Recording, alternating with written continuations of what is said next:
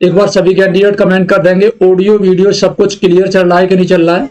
इसके बाद में क्लास को आगे बढ़ाएंगे। जॉन मिल्टन के मोस्ट इंपोर्टेंट वर्क्स जो भी आपके सिलेबस में हो सकते हैं, जिनसे क्वेश्चन आते हैं और आते रहे हैं, वे सारे के सारे वर्क हम यहाँ पे डिटेल्ड और ब्रीफली दोनों तरीके से डिस्कस करने वाले हैं। ठीक है ना। सो गुड इवनिंग सभी लोगों को once again and welcome to RR academy Firozabad. चलिए मैं देख लेता हूँ कितने कैंडिडेट प्रेजेंट हैं। Saumya Mishra good evening, good evening. Ritu Chaudhary और 133, अर्चना त्रिपाठी, रीना और सौम्या मिश्रा। चलिएगा 2 मिनट का वेट करेंगे, तब तक सभी कैंडिडेट आ जाते हैं, उसके बाद में क्लास को आगे बढ़ाएंगे। हाँ हम ठीक है, आप लोग बताइए, आप सभी लोग ठीक है ना। अच्छा अर्चना यादव है जी 133, ठीक है। तभी तो कहते हैं कि एप्लीकेशन को जब डाउनलोड करते हैं तो नेम डालकर डाउनलोड किया करें, जिससे कि पता पड़े कि कैंडिडेट कौन सा है, कौन क्लास ले रहा है। Okay Pooja Yadav good evening, good evening सभी लोगों को गुड इवनिंग। तो फर्स्ट ऑफ ऑल हमारे पास एक क्वेश्चन आ जाता है जो कि बहुत ही ज्यादा इंपॉर्टेंट है। सभी कैंडिडेट को बताना है कि जॉन मिल्टन का जन्म कब हुआ था। So please tell me everyone, John Milton का जन्म कब हुआ था। आपके सामने डेट ऑफ बर्थ की जो ईयर है वो दी गई है and year of the death दिया गया है 1608 एंड 1674। तो जॉन मिल्टन का जो जन्म था वो किस डेट को हुआ था, एक्यूरेट डेट आप लोगों को बतानी है, और किस डेट में वे मर गए थे, है ना। चलेगा आफरीन 9 दिसंबर 1608 आ रहा है, वेरी गुड। जिनका आंसर आ रहा है 9 दिसंबर 1608 में जॉन मिल्टन पैदा हुए थे। ओके आशा मिश्रा आ गई आज, ठीक है। चलेगा 8 नवंबर 1608, 8 नवंबर 1608 डेथ इनकी हुई थी 8 नवंबर।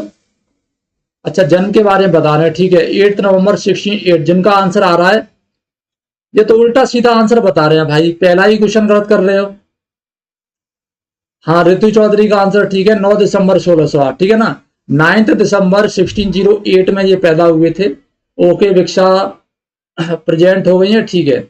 बर्थ था 9 दिसंबर 1608, वेरी गुड। आशा मिश्रा का भी ठीक है, और हाँ लक्ष्मण चौधरी का अब आंसर ठीक आ रहा है। अर्चना त्रिपाठी 9 दिसंबर 1608 और डेथ 8 नवंबर 1674, वेरी गुड। तो ये हमारा पहला क्वेश्चन है जो आप लोगों को याद रखना है, क्योंकि मैं आप लोगों को ऑलरेडी बता चुका हूं कि जितने भी राइटर है आपके प्रिस्क्राइब सिलेबस में, उन सभी की date of birth, date of death और प्लेस ऑफ बर्थ और प्लेस ऑफ डेथ, ये सभी आपको लर्न कर लेनी है।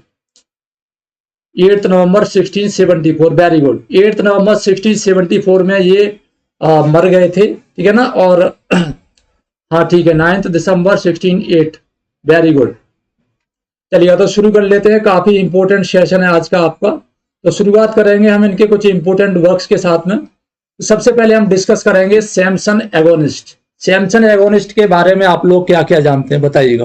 वैसे तो मैं डेली ही इस पे क्वेश्चन कराता हूं, बट आज इसको थोड़ा सा डिटेल में डिस्कस करेंगे, और बाकी के जितने भी वर्क है ये सारे वर्क आपके डिस्कस होने वाले हैं डिटेल और ब्रीफली दोनों तरीके से, ठीक है ना। तो सैमसन एगोनिस्ट के बारे में सभी कैंडिडेट कुछ इंपोर्टेंट फैक्ट हमें बताएंगे, ठीक है ना, जिससे कि हम इसको और इंटरेस्टिंग वे में आगे बढ़ाते चलें, ठीक है। चलिएगा सभी के कमेंट रीड किए जाएंगे। शिखा यादव आ गई है, सौम्या मिश्रा, आफरीन, वेरी गुड। रितु चौधरी का आंसर है Samson Agonistes is a closed drama, very good.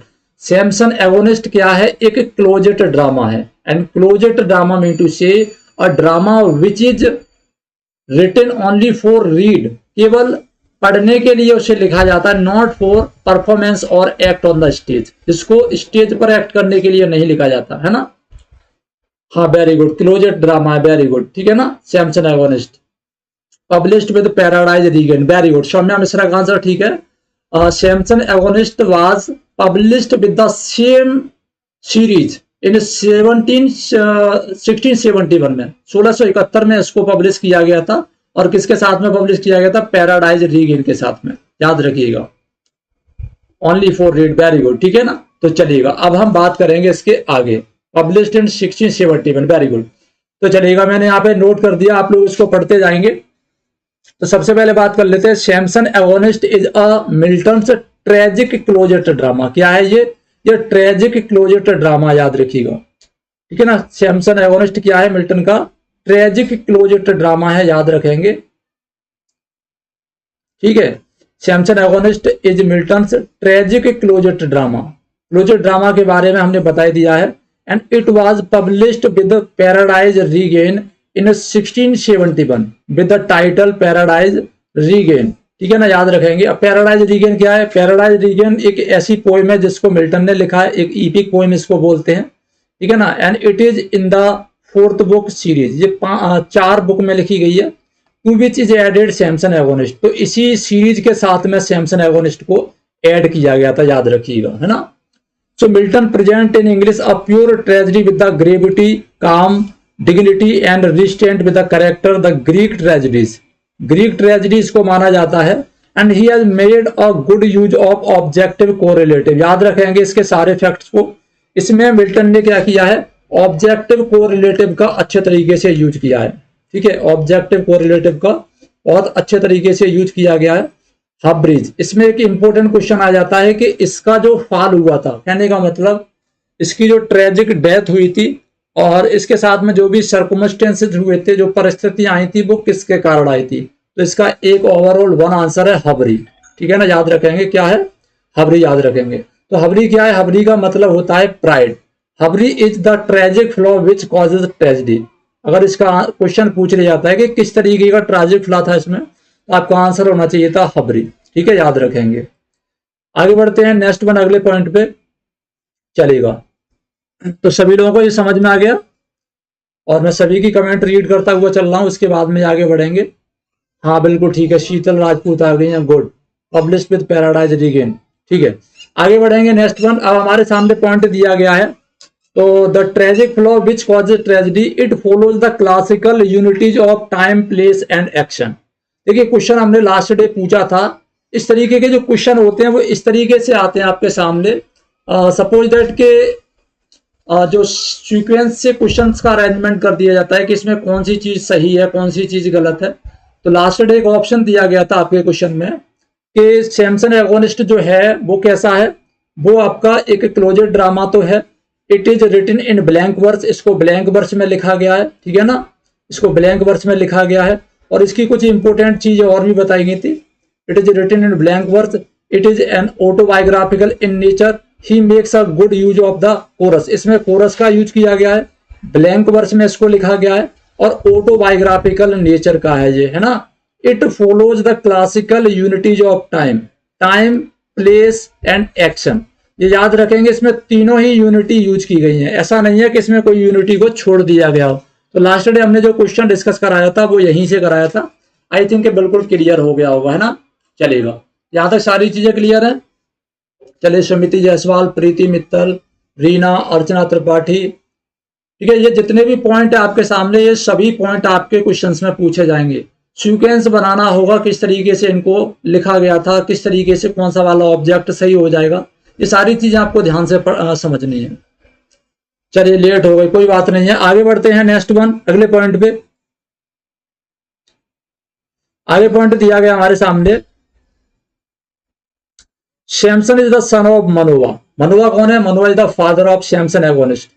ध्यान रखिएगा, कैरेक्टर्स भी पूछ लिए जाते हैं। तो मनोवा कौन है? मनोवा सैमसन का फादर है।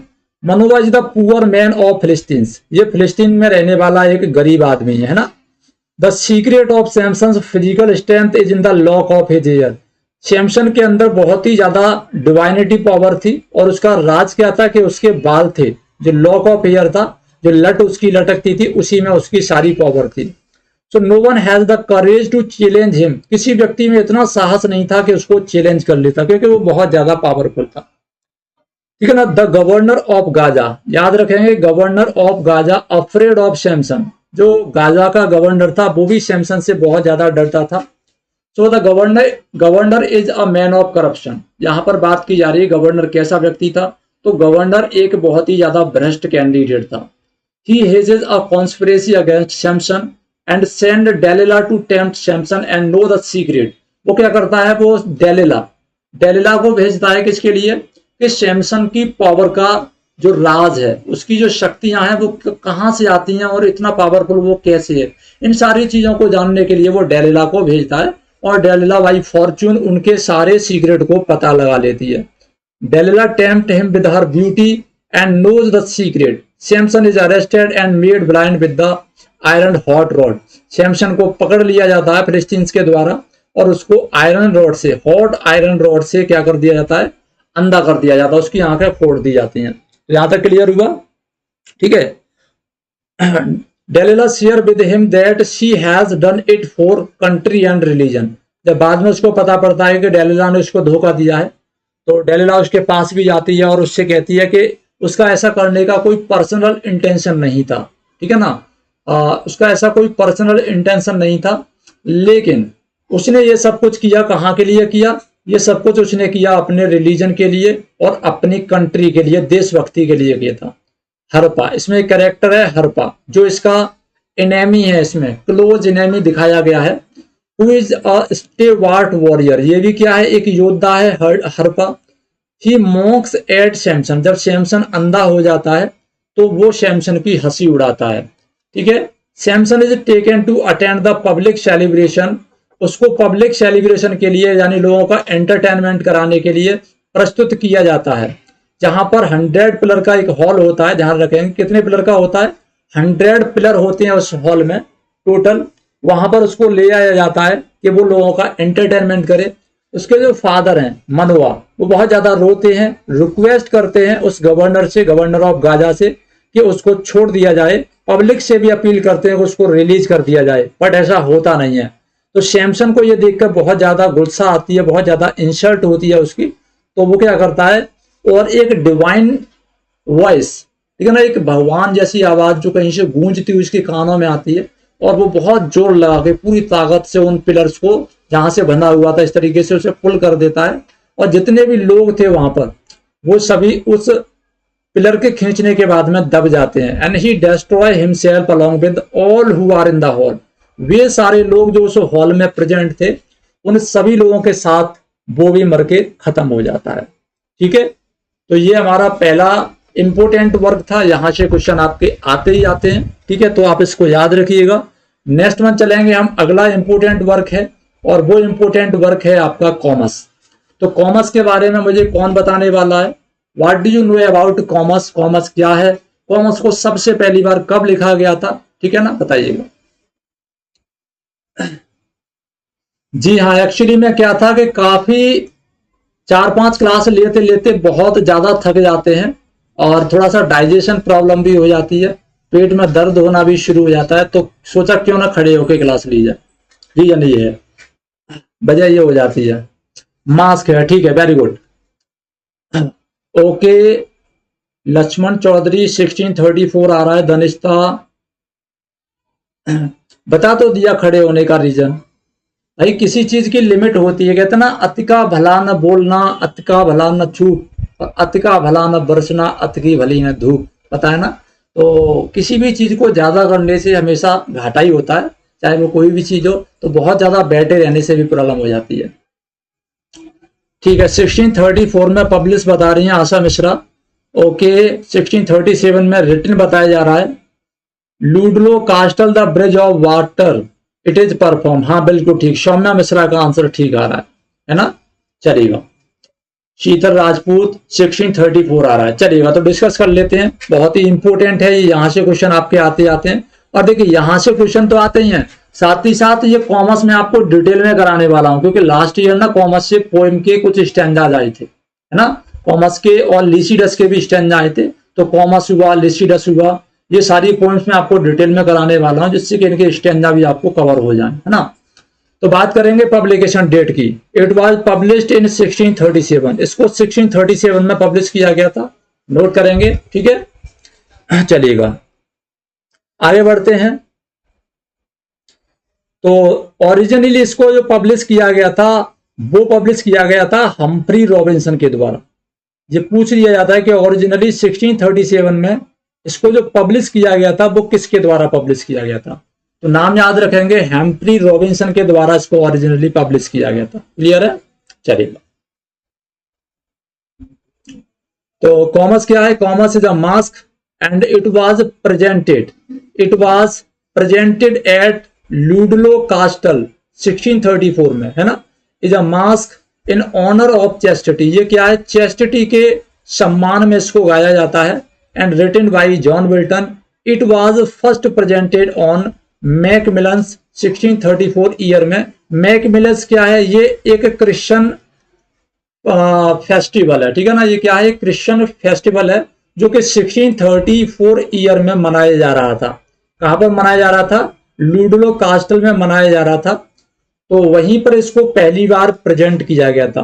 और प्रेजेंट किसके सामने किया गया था, जॉन एगर्टन के सामने किया गया था। जॉन एगर्टन कौन था, first earl of Bridgewater, first earl of Bridgewater at Ludlow Castle in celebration of the earls. जो अर्ल था, अर्ल्स की जो न्यू पोजीशन थी, न्यू पोस्ट थी, new post as a lord president of Wales, तो उसको Lord president of Wales बनाया गया था। इसी के कारण इसको सेलिब्रेट किया गया था। And it was the honour of chastity, chastity के सम्मान में इसको प्रेजेंट किया गया था, ठीक है ना, याद रखिएगा।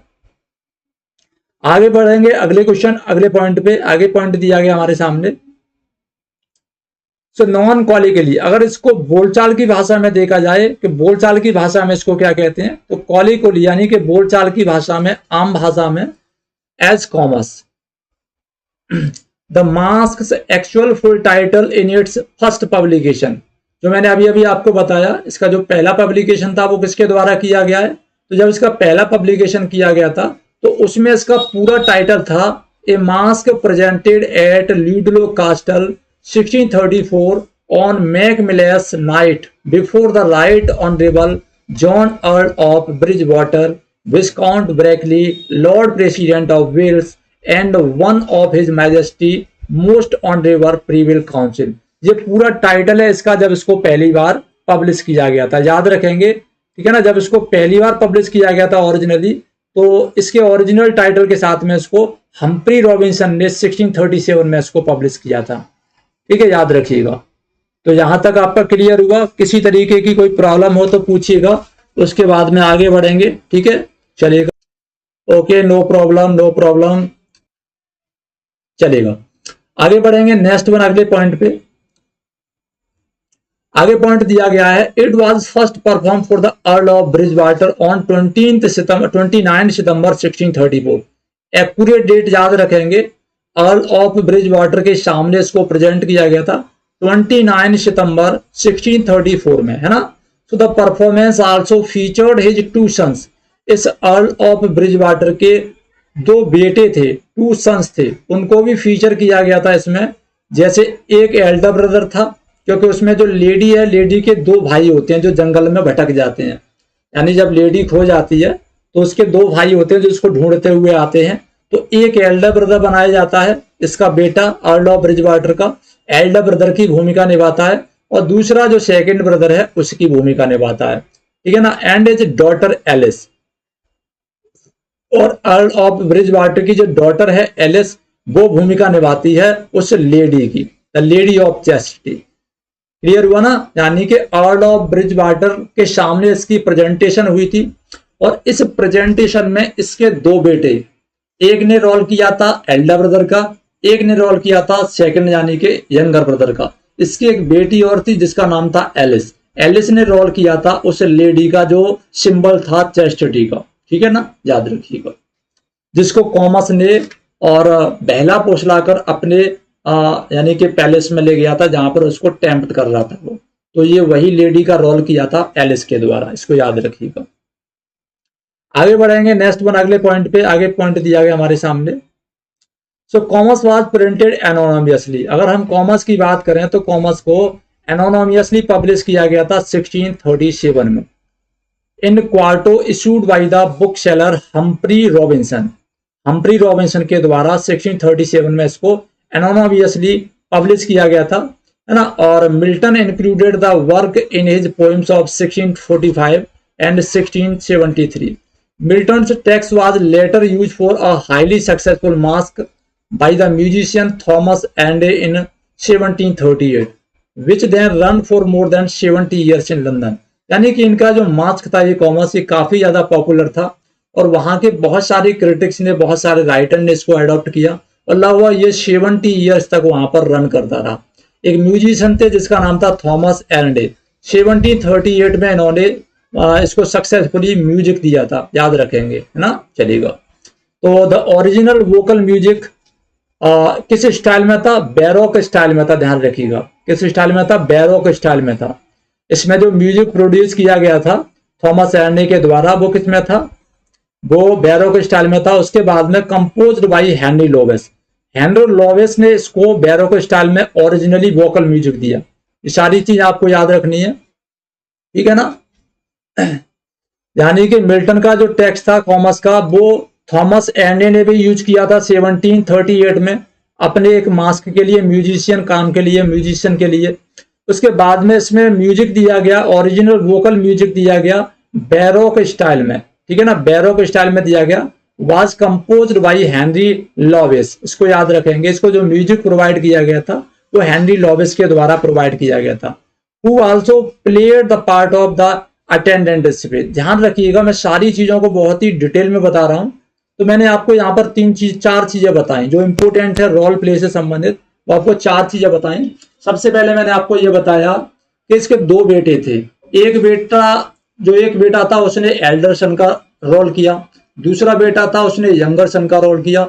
बेटी का नाम था एलिस, ठीक है ना, बेटी का नाम एलिस था, उसने उस लेडी का रोल किया। और यहाँ पर एक और राइटर है जिसका नाम है हेनरी लोवेस, जो म्यूजिक कंपोजर है इसके। उन्होंने जो रोल किया था वो किया था अटेंडेंट स्पिरिट का, जो गुड अटेंडेंट स्पिरिट थी, जो इनकी हेल्प करने के लिए आती है दोनों भाइयों की, उसको ढूंढने में, मदद करने में। ये बताती है कि कॉमस को कैसे मारा जाए, कॉमस को कैसे हराया जाए।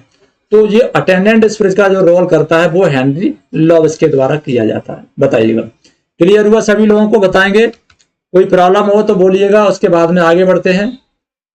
चलिए, ठीक है ना। किसी तरीके की कोई प्रॉब्लम हो, शीतल, अर्चना, आफरीन, मीनू, आशा मिश्रा, प्रीति मित्तल, नो डाउट। चलिएगा, तो किस किसने रोल किया था ये समझ में आ गया क्लियरली? हमारे सामने 3 नेम है, यानी कि 2 भाई हैं उसके, यानी कि 2 बेटे हैं, एक एलिस है और एक है हेनरी ल्यूस, जिन्होंने किया था अटेंडेंट स्पिरिट का। ओके, शिखा यादव, क्लियर है।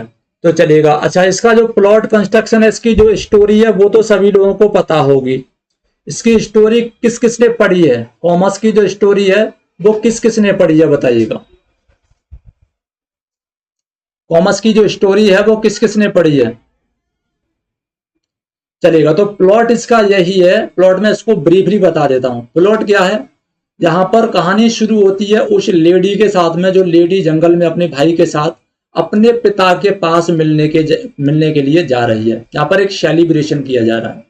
तो रास्ते में चलते चलते वो रास्ता भटक जाती है और उसके जो भाई हैं वो उससे अलग हो जाते हैं। रास्ते में उसको मिलता है, मैं बहुत ही छोटे शब्दों में आपको बता देता हूं, ठीक है ना।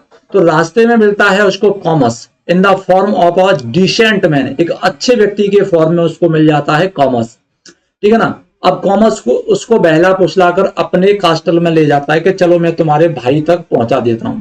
तो वो बहुत ही ज्यादा सीधी सादी थी जो लेडी थी। लेडी सिर्फ लेडी के नाम से ही डिस्क्राइब की गई है, उसका कोई नेम नहीं दिया गया। तो उसको अपने आप ले जाता है और उस पर वो कुछ जादू मंत्र कर देता है, ठीक है ना, और उसको बांध देता है। तो उसके जो भाई हैं वो रास्ते में भटक रहे थे रात में जंगल में। तो वहां पर जो अटेंडेंट स्पिरिट है जिसके बारे में हमने अभी ये बात की है, तो ये अटेंडेंट स्पिरिट आती है इन the form of a shepherd, एक शेफर्ड की फॉर्म में, और उसको बता दिया कि तुम्हारी जो सिस्टर है वो कॉमस के कब्जे में है, और ये भी बताती है कि कॉमस को कैसे हराया जाए, है ना। तो ये लोग जाते हैं। तो जाने के बाद में कॉमस वहां से भागता है, लेकिन होता क्या है कि उसके ऊपर कुछ जो मैजिकल ग्लू लगा हुआ था वो नहीं छूटता। तो उस मैजिकल ग्लू को छुड़ाने के लिए जो अटेंडेंट स्पिरिट है वो एक मंत्र पढ़ती है, और मंत्र पढ़ने के बाद में एक फेरी को, जो कि फेरी ऑफ वर्च्यू बोली जा सकती है, फेरी ऑफ चैस्टिटी बोली जा सकती है, क्योंकि ये जो आपकी लेडी थी ये डिटर्मिनेट थी, बहुत ज्यादा अपने आप में दृढ़ निश्चय वाली थी। ये कॉमस की बातों में नहीं आती। कॉमस क्या करता है, अपने हाथों में कुछ ऐसा प्याला था जो कि एक तरीके से सेक्सुअलिटी को थोड़ा सा प्रॉम्प्ट करता था, बट ये लेडी उसकी बात को नहीं मानती और अपनी बातों पे अडिग रहती है ना, और उसकी बात को नहीं मानती। तो इसी बात से खुश होकर जो द गॉडेज ऑफ चैस्टिटी होती है वो उसको बचा लेती है, और उसकी जो ग्लू वगैरह से जो हाथ वगैरह बंधे हुए थे उसको छुड़ा लेती है। इस तरीके से कॉमस भाग जाता है और ये तीनों लोग इकट्ठे हो जाते हैं और अपने फादर के यहाँ पे, जहाँ पर सेलिब्रेशन किया जा रहा था, वहां पर चले जाते हैं। तो ये इसकी छोटी सी स्टोरी थी। अब इस स्टोरी में किसी तरीके का कोई घुमाव फिराव नहीं है। जो चीज आपको 1 घंटे में बतानी थी वो मैंने आपको 3 मिनट में बता दी। यही इसकी सेम स्टोरी है, इससे ज्यादा कुछ नहीं इसमें। ठीक है ना, बताइएगा। तो ये क्लियर हो गया सभी लोगों को, या इसमें नहीं क्लियर हुआ बताएंगे मुझे।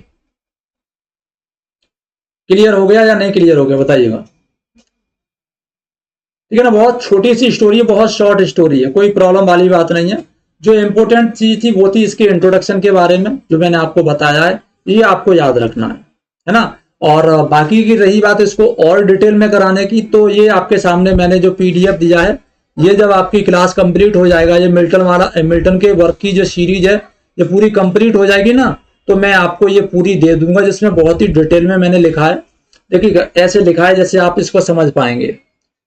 जैसे मैंने लिखा है, the plot concern two brother and their sister simply called the lady, यानी जो प्लॉट है, कहानी है, वो 2 भाई और एक बहन के बारे में बात करते हैं। Lost in a journey through the woods, जंगलों से जा रहे हैं, वहां पर खो जाते हैं। The lady becomes fatigued and the brothers wander off in search of sustenance, यानी कि लेडी भटक जाती है, भाई उसकी सर्च में इधर उधर घूमते हैं। While alone the encounters the debauched Comus, debauched का मतलब होता है अय्यास, अय्यास का मतलब होता है जो महिलाओं के प्रति ज्यादा अट्रैक्ट रहता है। तो इस अय्यास कॉमर्स से वो मिलती है एक character inspired by the God of रेवलरी। God of रेवलरी का मतलब है जो मजे करते हैं, ठीक है ना, मजे करने का मतलब जिंदगी में आलीशान जिंदगी जीते हैं और भोग विलास का काम करते रहते हैं, ऐसे गॉड से इंस्पायर है ये, मतलब बुरे तरीके के गॉड से इंस्पायर है। वो जो डिस्गाइज है विलेजर, एक विलेजर की फॉर्म में होता है Comus, and claims he will lead her to her brothers, और उससे दावा करता है कि वो उसको उसके भाई तक पहुंचा देगा। डिसीव्ड बाय हिज एमिएबल, मतलब उसके सादा सिंपल रूप से वो जो महिला होती है, यानी जो लेडी होती है, वो डिसीव हो जाती है, उसे धोखा मिलता है और वो उसको भला भुसला कर अपने कास्टल में ले जाता है। तो इस तरीके से मैंने लिखा है, आप इसको आसानी से पढ़ सकते हैं, इसमें किसी भी तरीके की कोई प्रॉब्लम नहीं होगी आपको। ठीक है ना, बहुत ही स्पष्ट और बिल्कुल सिंपल लैंग्वेज में लिखा है, और बाकी की मैंने आपको पूरी कहानी बताई दी है, तो इसमें किसी भी तरीके की कोई समस्या नहीं होगी। अगर ये समझ में नहीं आए तो मैं आपको बता दूंगा, कोई प्रॉब्लम नहीं है। ठीक है ना, चलेगा। इसके बाद में नेक्स्ट में हम एक छोटी सी चीज देखेंगे। देखिए यहाँ पर जो चीजें इंपॉर्टेंट है वो ये हैं, कॉमर्स क्या कहता है वो और लेडी क्या कहती है वो, ये चीजें हमें थोड़ी सी ध्यान रखनी है। कॉमर्स उसको तर्क देता है लेडी को, इस चीज की तर्क देता है जब वो उसको अपने जो सेड्यूस करने वाला जो प्याला होता है, जिसमें ऐसी चीजें मिली थी जिसको पीने के बाद में जो लेडी है वो भावुक हो जाएगी और स्पिरिचुअलिटी उसकी चली जाएगी, तो वो उससे पीने के लिए मना करती है। तो कॉमर्स उसको तर्क देता है। कॉमर्स का तर्क है कि किसी की प्रकृति से जारी भूख और इच्छाएं स्वाभाविक है। मतलब ये है, कॉमर्स के कहने का मतलब ये है कि एक महिला है, तो महिला के अंदर जो सेक्सुअलिटी वाली जो डिजायर होती हैं वो स्वाभाविक है, उसके अंदर अगर ऐसी इच्छाएं उत्पन्न हो रही हैं तो इसमें कुछ गलत नहीं है। कॉमर्स का कहने का मतलब ये है, और इसीलिए ये इच्छाएं कैसी हैं, वैध हैं, मतलब लीगल हैं, इसमें कुछ भी बुरा नहीं है। अगर तुम्हारे अंदर ऐसी कुछ भावना उठती है इस प्याले को पीने के बाद में, तो इसमें कुछ गलत नहीं है। जो लेडी है, द सिंबल ऑफ चेस्टिटी, वो तर्क देती है कि केवल तर्क संगत, मतलब रेशनल और जो आत्मनियंत्रण है वही प्रबुद्ध और गुड़ी चीज है। ये आप याद रखेंगे, ये इंपॉर्टेंट चीज है। इसमें तर्क पूछा जाता है कि तर्क क्या क्या है। ठीक है ना, चलेगा। इसके बाद में नेक्स्ट इनका आर्गुमेंट होता है उसी घर में जहां पर उसको बंद कर लिया है।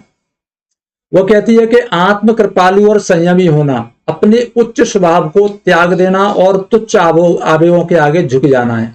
मतलब उसका कहने का यह है लेडी का कि अगर हम आत्म कृपालु हो जाते हैं, अपने बारे में सोचने लगते हैं, अपनी भावनाओं पे कंट्रोल नहीं रख पाते, तो हम क्या करते हैं, अपने आवेगों के आगे झुक जाते हैं, तुच्छ आवेगों के आगे झुक जाते हैं। यही हमारा इसका मतलब होता है। इसके बाद में नेक्स्ट, इस बहस में लेडी और कॉमर्स क्या क्या रिप्रेजेंट करते हैं ये आपको याद रखना है। तो लेडी और कॉमर्स, लेडी आत्मा को रिप्रेजेंट करती है, कॉमर्स शरीर को रिप्रेजेंट करता है। लेडी तर्क संगत को रिप्रेजेंट करती है और जो कॉमर्स है वो कामेक्षा को यानी कि सेक्सुअलिटी को रिप्रेजेंट करता है। लेडी आइडियल बनने के लिए रिप्रेजेंट करती है और जो वो कॉमर्स है वो कामुकता को रिप्रेजेंट करता है। लेडी पुण्य को रिप्रेजेंट करती है और ये दोष को रिप्रेजेंट करता है। लेडी नैतिकता को प्रेजेंट करती है, शुद्धता को प्रेजेंट करती है, और ये क्या करता है कॉमर्स, अनैतिकता और भ्रष्टता का प्रतीक है। ये चीजें आप लोग याद रखेंगे, ये चीजें सबसे ज्यादा इंपॉर्टेंट है, ठीक है ना। ये मैंने इंग्लिश में लिखा है, ये हिंदी में है। In debate the lady and Comus signify respectively soul and body, ratio and libido, sublimation and sensuality, virtue and vice, moral rectitude and immoral depravity. ये पॉइंट बहुत ज्यादा इंपॉर्टेंट है, क्योंकि ये पूछ लिया जाता है कि कौन किस चीज का सिंबल है। तो यहां तक सभी को क्लियर हो गया? बताइएगा मुझे, किसी तरीके की कोई प्रॉब्लम हो तो पूछिए, उसके बाद में हम आगे बढ़ेंगे, ठीक है। चलेगा। जी हाँ, लेडी में पॉजिटिविटी होती है, ठीक है। सब कुछ क्लियर दिख रहा है ना? कुछ कट तो नहीं रहा है? बिल्कुल स्पष्ट रूप से दिख रहा है कि नहीं दिख रहा, बताइएगा मुझे। सब कुछ साफ दिख रहा है कि नहीं दिख रहा है? चलिए, तो ओके, आगे बढ़े, अब आगे चलते हैं।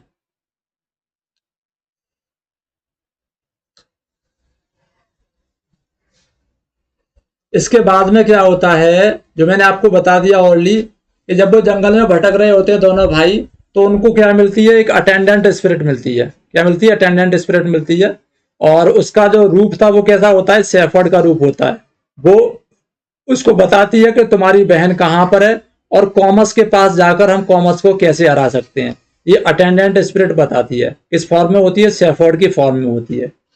As the lady continued to assert for her freedom of mind and exercise her free will by resistance and even defiance, she is rescued by the attendant spirit along with her brother who chase off commerce. ध्यान रखेंगे, इसके जो भाई हैं वो commerce के पीछे भागते तो हैं, बट क्या होता है, कॉमर्स भाग जाता है। तो क्वेश्चन पूछा जाता है कि लेडी को कौन बचाने जाता है?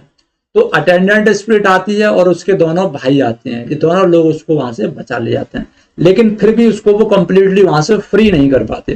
तो फ्री कराने के लिए कौन आता है? फ्री क्यों नहीं करा पाते?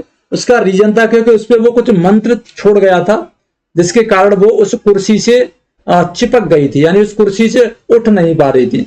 The lady remains magically bound to her chair with a song the spirit conjures the water nymph. जो अटेंडेंट स्पिरिट होती है वो क्या करती है? वो कंजर्स करती है, मतलब कंजरिंग का मतलब होता है मंत्र पढ़ना, किसी का आवाहन करना। तो पानी पढ़कर वो क्या करती है? निम्फ को बुलाती है। उस निम्फ का नाम होता है सबीरा। याद रखेंगे क्या होता है? सबीरा। ये नाम आपको याद रखना है। तो जब ये सबीरा आ जाती है तो इसको छुड़ा देती है। Sabira free the lady on account of her stead fast virtue, क्योंकि जो लेडी थी वो बहुत ज्यादा वर्चुअस थी, और उसी वर्चुअसनेस से वो प्रभावित थी जो सबीरा थी। इसी के कारण वो आकर उसको छुड़ा लेती है। She and her brother are reunited with her parents in a triumphal celebration. जहां पर सेलिब्रेशन हो रहा होता है वहां पर इसके भाई और ये दोनों लोग चले जाते हैं। Which signify the heavenly bliss awaiting the wayfaring soul that prevails over trials and tribbles, whether these are the threats posed by over evil or the blandishment of the temptation। तो ये आपका यहां तक हमने कॉमर्स कंप्लीट कराया। अब commerce में किसी तरीके की कोई प्रॉब्लम हो तो आप लोग बताइएगा, ठीक है ना। आपका ये कॉमर्स कंप्लीट हो गया है। धीरे धीरे मिल्टन के जितने भी वर्क हैं वो सारे हम कंप्लीट करा देंगे, और आई होप कि आपको मिल्टन से कोई भी ऐसा क्वेश्चन नहीं होगा जो बच के निकल जाए, ठीक है ना। चलिएगा, किसी को कुछ कहना है बताइए। अभी खत्म नहीं हुआ, अभी खत्म नहीं हुआ है, अभी तो बहुत रह गया। अभी तो क्लास स्टार्ट हुई है हमारी, अभी कहां से खत्म हो गया है? अभी तो क्लास स्टार्ट की है मैंने। देखिए, जब तक मैं 1 घंटे पढ़ा नहीं लेता तब तक तो मेरे अंदर का जो टीचर वाला भूत है वो पूरे तरीके से निकल कर भी नहीं आता है। बुलेट जैसा सिस्टम है, जब तक 1 घंटे नहीं पढ़ाएंगे तब तक गर्म नहीं होंगे। अब धीरे धीरे कहानी आगे बढ़ेगी। चलिएगा, आगे बढ़ेंगे।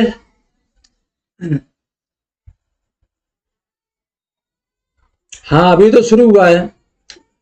देखिए, एडमिशन लेते हैं स्टूडेंट तो क्या कहते हैं, सर कितने घंटे की क्लास होती है लाइव, कितने घंटे लाइव पढ़ाते हैं आप? हम कहते हैं आधा घंटा पढ़ाते हैं। बस सर आधा घंटे ही पढ़ाते हैं, 1 घंटा तो भी पढ़ाया करो। तो हम ये कहते हैं हाँ, हमारी क्लास कभी 1 घंटे की हो जाती है, कभी 2 घंटे की हो जाती है, कभी 3 घंटे की भी हो जाती है, और कभी 4 घंटे की भी हो जाती है। तो आज ये वही वाली क्लास है, कुछ पता नहीं है कितनी देर चलेगी, ठीक है ना, चलेगा। हाँ, अब बात करेंगे नेक्स्ट वन अगले पॉइंट पे। आगे पॉइंट है हमारे सामने पैराडाइज रीगेन। पैराडाइज रीगेन, इस टेक्स्ट को मैंने कंप्लीट किया था 3:33 पर आज 7/14/2022 को, ठीक है, ये डेट भी मेंशन है, चलेगा। तो हमारा जो नेक्स्ट पॉइंट है वो है पैराडाइज रीगेन। पैराडाइज रीगेन भी काफी ज्यादा इंपॉर्टेंट है क्योंकि यहां से भी क्वेश्चन आपके आ जाते हैं, ठीक है ना। पैराडाइज रीगेन भी काफी ज्यादा इंपॉर्टेंट है। तो बात कर लेते हैं पैराडाइज रीगेन क्या है। तो पैराडाइज रीगेन क्या है? पैराडाइज रीगेन मिल्टन के लिखे हुए पैराडाइज लॉस्ट का सीक्वल है। सीक्वल का मतलब उसका एक श्रेणीबद्ध लिखा हुआ दूसरा वर्क है जो पैराडाइज लॉस्ट की आने वाली कड़ी के बारे में बात करता है ना। तो Paradise Regain written in published in 1671 is Milton's epic poem in blank verse, 4 books. ये देखिए ब्लैंक, इंपोर्टेंट पॉइंट ये है कि ये ब्लैंक वर्स में लिखा गया है, याद रखेंगे। किसमें लिखा गया है? ब्लैंक वर्स में लिखा गया है। 1671 में पब्लिश किया गया है और इसमें टोटल 4 बुक्स हैं। कितनी बुक्स हैं? 4 बुक्स हैं। This book is compose at his cottage in Chalfont Saint Giles in Buckinghamshire. ये इसका लिखने की जगह है, ठीक है ना, सेलफोंट सेंट गिल्स इन बकिंगम शायर। यहां पर क्वेश्चन अगर आ जाता है कि इस बुक को मिल्टन ने कहां पर कंपोज किया था, तो आपके सामने पॉइंट दिया गया है कि it was composed at his cottage in Chalfont Saint Giles in Buckinghamshire, ठीक है, याद रखिएगा। अच्छा, ये किसके एडवाइस पर इसको कंपोज किया गया था? क्योंकि उन्होंने तो बेसिकली पैराडाइज लॉस्ट को फिनिश कर दिया था, बट कहीं ना कहीं ऐसा लगा लोगों को जब पढ़ा कि पैराडाइज लॉस्ट में केवल दुखद कड़ियां जोड़ दी गई हैं, सुखद कड़ियां तो जोड़ी ही नहीं गई। तो this book was he compose it at the advice of his friend doctor Thomas Ellwood. Doctor Thomas Ellwood की एडवाइस पर इसको लिखा गया था, ठीक है ना, याद रखिएगा। डॉक्टर थॉमस एलवुड की एडवाइस पर इसको लिखा गया था। And it has 2065 lines. इसमें टोटल लाइन्स की बात कर लें तो 2065 लाइन है।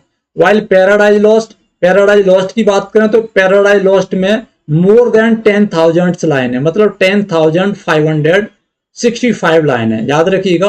सो Milton employs the plain style. अगर इसकी बात करें तो इसको प्लेन स्टाइल में लिखा गया है, ठीक है ना।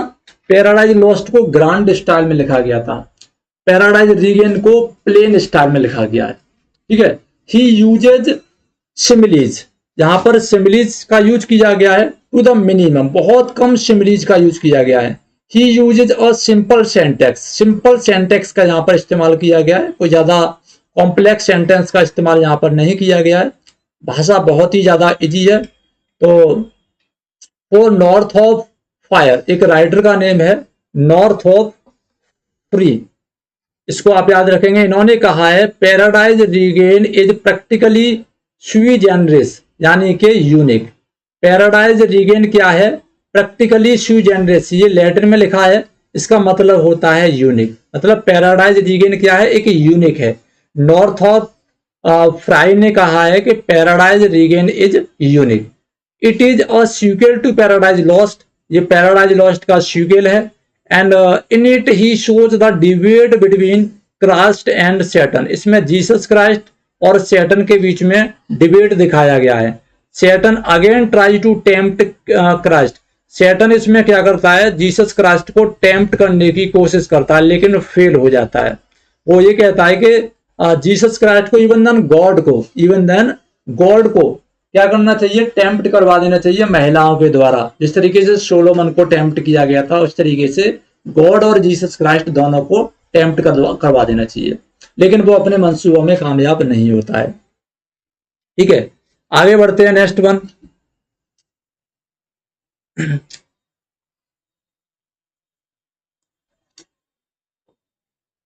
So he takes temptation or crucifixions and resurrections into focus. He has taken the story from the first version of Saint Luke's Gospel. ये क्वेश्चन पूछा जाता है कि पैराडाइज लॉस्ट जो है, सॉरी पैराडाइज रीगेन जो है उसको कहां से अडॉप्ट किया है, तो सेंट ल्यूक गॉस्पल से, सेंट ल्यूक गॉस्पल के फर्स्ट वर्जन से इसको अडॉप्ट किया गया है, ठीक है ना। It has taken the story from the first version of Saint Luke gospel. ये क्वेश्चन पूछा जा सकता है, आप इसको याद रखिएगा। It is his favourite book.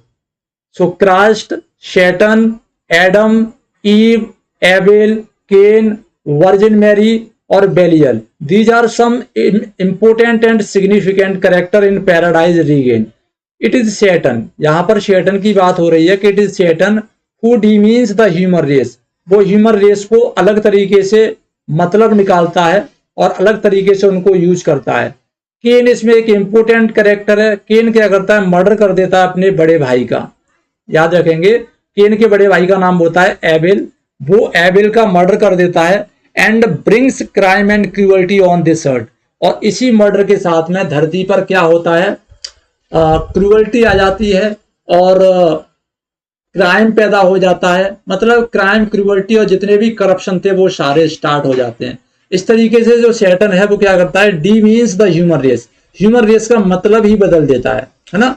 So Milton shows the victory of Christ over Satan. इसमें क्या होता है इस फिल्म में, मतलब इस इपिक में, तो जीसस क्राइस्ट हैं वो सैटन को हरा देते हैं and he is with Christ. एक क्वेश्चन पूछा जाता है कि पैराडाइज लॉस्ट में जो मिल्टन है वो किसकी तरफ है, तो पैराडाइज लॉस्ट में मिल्टन किसकी तरफ है, सैटन की तरफ है।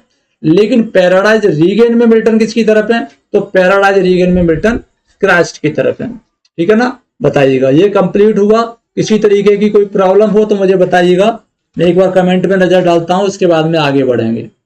चलिएगा, शिखा यादव, ओके, ऋतु, अर्चना त्रिपाठी, आशा मिश्रा, सुमिति, ऋतु चौधरी, आफरीन, बताइएगा सभी लोगों का क्लियर हो गया ना। चलेगा, आगे बढ़े या फिर छोड़ दें, बताइएगा। मीनू, ओके, ठीक है, आगे बढ़ते हैं। एक और वर्क करा देते हैं, उसके बाद में छोड़ेंगे, है ना। चलिएगा, इसके बाद में हमारा नेक्स्ट इंपोर्टेंट वर्क आता है on the morning of Christ nativity, ठीक है ना, on the morning of Christ nativity. ये भी एक इंपोर्टेंट वर्क है, यू नो वेरी वेल। तो on the morning of Christ nativity is Milton's poem which celebrate the birth of Jesus Christ. ये क्या है, मिल्टन की पोएम है जो जीसस क्राइस्ट के बर्थ को सेलिब्रेट करती है। Milton right it on the morning of Christmas. Milton ने जो पोएम है ये क्रिसमस की मॉर्निंग में लिखी थी and it was written on the accurate date 25 दिसंबर 1629, ठीक है ना। इसको 25 दिसंबर 1629 में लिखा गया था, याद रखिएगा। ये क्वेश्चन पूछ लिया जाता है और कई बार ये क्वेश्चन एग्जामिनेशन में आया है। 25 दिसंबर और 1629 में इसको लिखा गया था। And it is the time when Milton is 20 years old. इस समय मिल्टन की एज केवल 21 ईयर्स थी, यानी कि 21 साल के थे तभी इन्होंने on the morning of Christ nativity लिख दिया था, ठीक है। अगर बात करें इसमें कितने सेक्शन हैं, तो दिस पोएम हैज 2 सेक्शंस। इसमें 2 सेक्शंस हैं। सबसे पहले इंट्रोडक्शंस, 4 स्टैंजाज में इंट्रोडक्शन है, ठीक है ना, 7 लाइन है हर स्टैंजाज में, एंड द हिम्स, उसके बाद में कुछ मंत्र हैं। 27 stanzas of 8 line each, 27 stanzas हैं और हर स्टैंजाज में 8 लाइन है, मतलब 8 लाइन है। So this poem is the proof of Edmund dispensers influence on him.